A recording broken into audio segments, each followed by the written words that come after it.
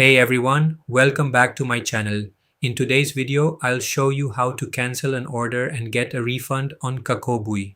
So let's get started. First, open your browser and go to Google, then search for Kakobuy and open the official website. Once the site loads, make sure you are logged into your account so you can access your orders. Now look for the order section on the website and click on it. Here you will see a list of all the products you have purchased. Find the order you want to cancel and select it. Once you open the order details, you will see options like cancel order or return/refund.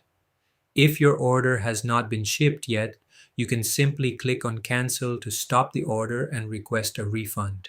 If the order is already delivered, then you need to choose the return and refund option. Follow the instructions on the screen and select the reason for your request. Before proceeding, make sure to read the return and refund policy carefully.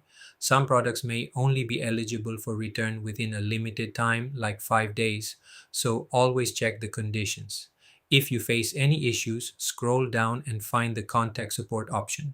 Here you can send a refund request by entering your order number, email address, and a short message explaining your issue.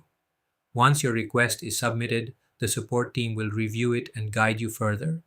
After approval, your refund will be processed to your original payment method.